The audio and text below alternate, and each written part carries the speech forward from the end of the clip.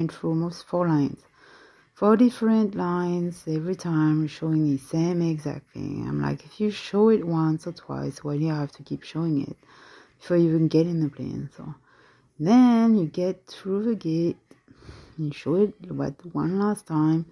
I remember having like just the exact change left to get a bottle of water, which was I think $2 in a machine. So I'm sitting here in a small little, it's kind of like a small hallway before you go down the stair, and then you go on a bus, and then you go on a plane. So, and there was lots of checking and all of this stuff just for like a less than 3 hour flight, really. So we get the on the plane, and you get free water or free like cheap grapefruit juice. That's what you get. Well, the flight is not overly pricey, but if you add luggage, your luggage price is the same price is higher actually than the actual ticket. So really, if you're planning to see a lot of places and take advantage of cheap flight from in Europe, like Istanbul, London, London, Portugal, like I did, it's better if you didn't have anything, like just a backpack, because that way it will allow you to really feel like take advantage of low price and really see what it's like to travel on a really small budget. But in my case, I can't say that, because every time it felt like it was cheap, it still went up to 200, plus I'm paying for 2 people, and my son's 12, so he's never considered a child, and there's really no child ticket anymore, so you're really just paying another person's, full fair price. So yeah, one person, no luggage, just backpack, going to a hostel, going to all these places, can have the best, cheapest trip ever and still have the best location. So by example, if you London, I remember when I was searching online for hotels to have the best location, nothing was under 100 to 150 a night if you wanted to be in London. But if you were going to a hostel and even have a separate room, which not always, but usually you have at least one person in your room, or if you had a separate room, you had a bathroom in the hallway. But those places are not for family. Those places are usually for more just single person, women's room, men's rooms only, and they will receive, not only they will receive a free breakfast, but they will pay about $17 to $18 a night, when everybody else paying a hotel will pay $150. So how fair is that? It just doesn't seem really equal for someone else who just doesn't want to be in a hostel but wants to be downtown. Then anyway, let's go back on the track. So I'm talking. So I'm going in that plane, and so I'm arriving, and I'm arriving in London Gatwick, and the first thing I see is Costa coffee shop, which I never seen before, so it was new. I just figured it was just the first coffee shop here. So it was at $3, but they serve it in a giant cup. So it's really nice. And then I expected all the stuff to be extremely expensive. So I go to the first airport mini grocery store, and it wasn't. And I was really shocked. I always heard London so expensive. It's just like a cost of an arm over there. But no.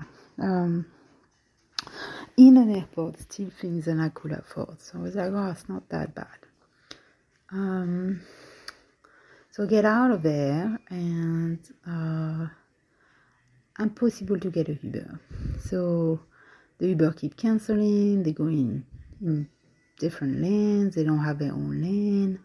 There's like different level. Like there's an outdoor parking lot, which I believe there was a sign saying Uber pickup, so I think it just sounded strange, and you had to go 4 levels to get picked up there. So anyway, whenever I try whenever I stand outside the door of the airport, my Wi-Fi will not work. So see, I'm traveling all over this country with a really cheap phone, and I don't have Wi-Fi service. So if I was that person and I also don't have a laptop.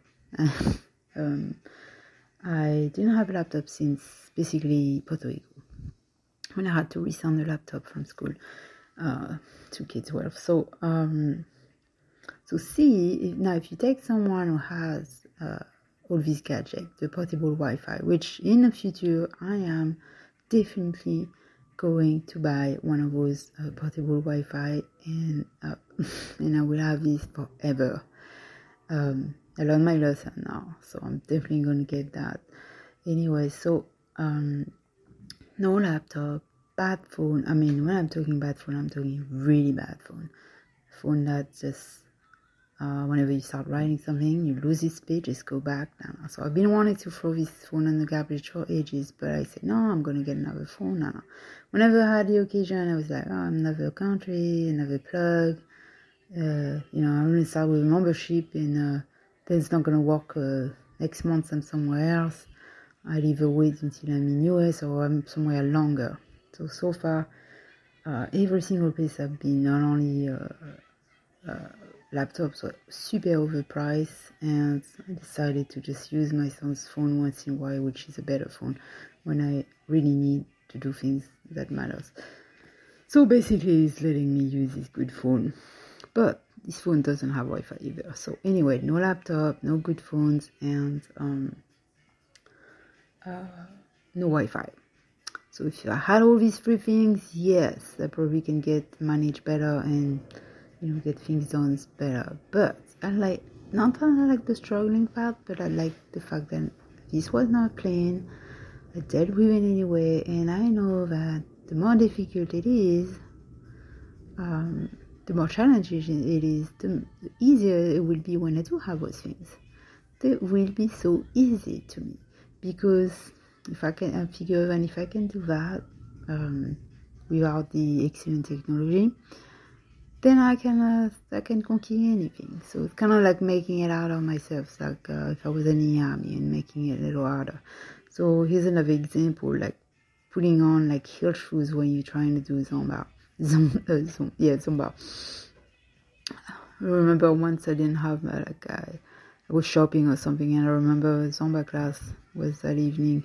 I really wanted to go. I don't want to do Zumba on my barefoot.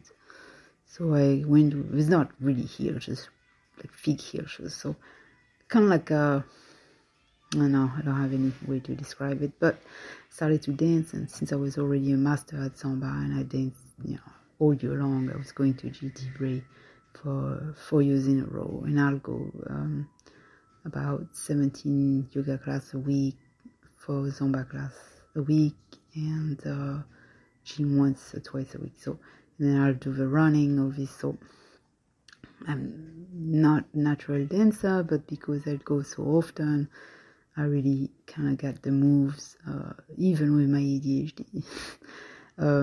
So sometimes if I'm distracted, or if I drink too much caffeine, if I'm tired, then I'll go reverse. My moves kind of go like, oh my god, like I totally lose it. But if I'm in 100% focused, then I can master it and do really good. And I wish I had took some videos and like really show my dancing, because I actually never did.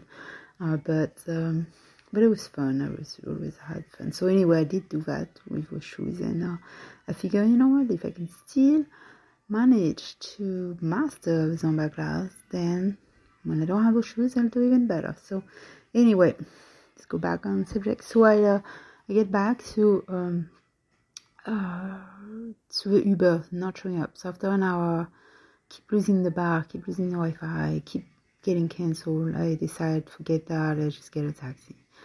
So the Uber was going to cost me $5. The taxi cost me 25 pounds, $30 basically. The ride is 3.2 miles, and the guy drops me in the wrong hotel. So see, they had it's a Chen hotel. When I said Chen, I mean it's brown, like a Walmart. So he had 3 of them. So the guy dropped me at the one he thought it was. So I get dropped off, he leaves. There's no way to call him or anything.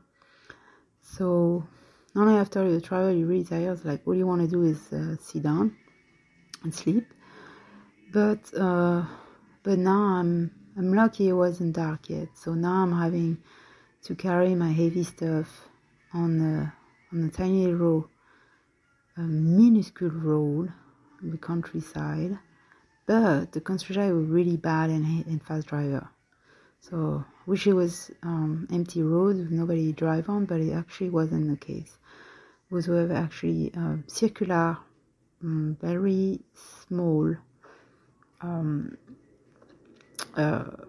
roads that people were just not even, expecting anyone on the road. So I am here like, okay, I just paid $30 for this goddamn taxi you just left, and now I have to walk my way to the actual right one. So I started walking, and I get lost in that weird farm, and that weird lady comes up, and she kind of just drive around me and then ask and she can help, and she calls the hotel, and I thought she was gonna ask for direction at first, but she ended up asking the guy to pick us up. The guy's like, no, we don't do that. I thought it was weird too, and she insists on me going in her car. I'm like, no, thank you. And so figure out where it was. There was another mile or two on that road, so I ended up carrying, pushing was back. Finally made it after walking in the dirt by a bunch of cows.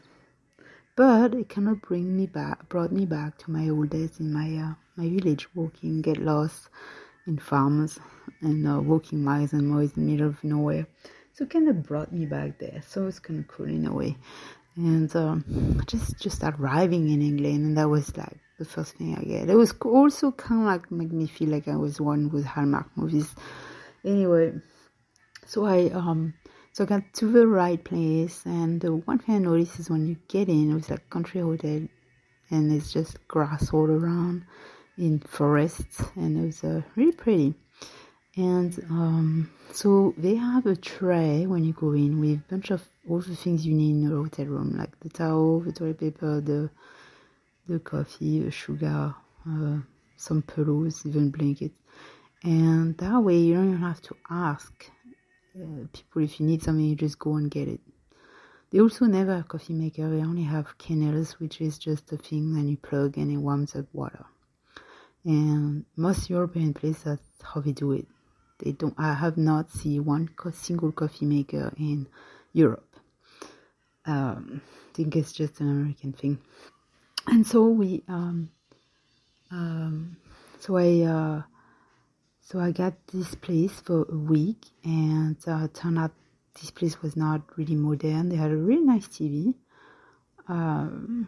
lots of channels, but in all these channels there wasn't any really good movies, and there was just a lot of good radio station, a lot of music channel, and just the basic news and all this. They had 1 or 2 US channels, but just didn't have really the movie channel with the good stuff. But it was good enough, I guess. And but it was a really strange show. Within a day or two after I got settled down and got to sleep the first night, it felt a really strange vibe. We were really quiet, but then at some time it would be just some cranky sounds on the roof. The TV started acting out. You would press the remote, it goes up and down on its own. Just the sound alone around was kind of weird. Like, why is there like a 100-room hotel and just see 1 or 2 person? It's just not one sound, and just out of the blue when you like doing something extreme, or just at the exact moment I'll be doing something extreme, or I'll be interested in something. Suddenly it'll just be somebody opening the door, leaving, and then that's all. You hear nothing else. So that's just strange, really strange vibe. People never talk to you. I mean, I saw one person the first time. I saw him one other time when I went outside, just staring at me, talking with somebody else. And then you will see like people with a big bright light behind you if you're leaving the hotel. It just felt really strange. I didn't feel like what the feeling you will get when you arrive in a country hotel. You will imagine